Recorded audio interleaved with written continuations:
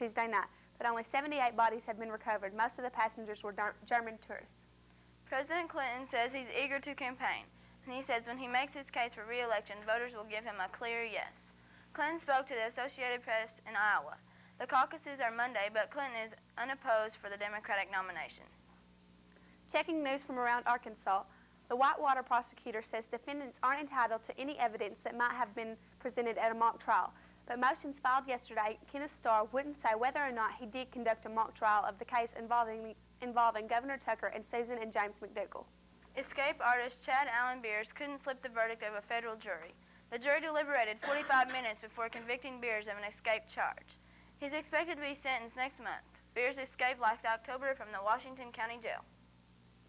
The state police say a man accused in the kidnapping and rape of a Marshall woman was being held in lieu of $25,000 bond in the Searcy County Jail. Joseph Scott Ritter of Harriet is charged with kidnapping, rape, second-degree battery, and burglary. Checking news now from the world of sports. NFL owners meeting in Chicago have talked about the Cleveland Browns situation, but they've not yet voted their expected approval of the team's move to Baltimore. Owners failed to act on extending the current collective bargaining agreement 3 years through 2002. The Players Union has already approved that extension. The NFL's annual scouting combine is this weekend in Indianapolis. More than 300 of college football's best players are on hand for physical, medical, and psychological evaluations.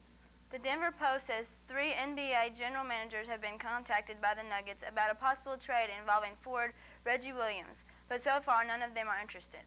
The one-time starting forward hasn't played in the 2 games and missed several games in December because of a stress fracture in his leg.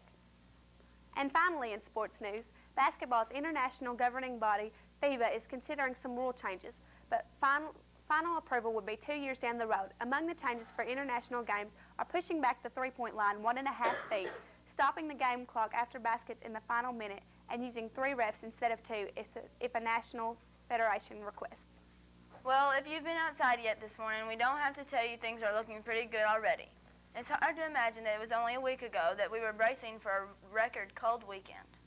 Now this weekend, we may not see some record high temperatures, but it will be a heat wave compared to last weekend. Joining us now from the Ram Channel Weather Center is Joe Waller. Thanks, and good morning, everyone. We do have a very nice day in store for you. This weekend, it could get a little cool again, but nothing like last week. Currently here at the Ram Channel Studios, it's 48 degrees. Now here's what's happening across the nation. Starting around in our area, just south of us in Houma, Louisiana, they have a high heat index of 83 degrees. Just north of us, there is a cold front that starts in Wisconsin and goes to the central part of Kansas, which could bring us cooler temperatures. North of that, in Park Rapids, they have a low wind chill of -4 degrees. Moving over to the west, there's a warm front that starts in Washington and ends in the western part of Kansas, which is bringing 70-mile-per-hour winds and warmer temperatures, which is causing flooding due to melting snow and the foot of rain they received yesterday. In Palm Springs, they have a high of 80 degrees. And now here's the Ram Channel local forecast. Today it will be partly cloudy and cold with an afternoon high of 68. Tonight, partly cloudy and very nice with a low of 52. Now as we head into the weekend, it won't be as nice as we had expected earlier in the week, but it still won't be that bad. Now as we head into the early part of next week, it will be getting quite a bit cooler. Now here's our 5-day extended forecast. Tomorrow, increasing cloudiness, breezy and warm, we should see a high of 69. Tomorrow's night's low will be 46. On Sunday, decreasing cloudiness, breezy and colder with a high of 58 and an overnight low of 40. Monday will bring mostly sunny skies, but even cooler temperatures. We'll have a high of 48 and a low of 33. Tuesday will be sunny and a little warmer with a high of 55 and a low of 34. Then on Wednesday, the sunshine should continue. Look for a high of 60 and a low of 38. Once again, here at the Ram Channel Studios, it's 48 degrees, and that's a wrap of today's weather. I'm Joe Waller. Thanks, Joe, and thank you for joining us. We hope you have a great weekend and enjoy the warmer weather. I'm Anna Van Horn.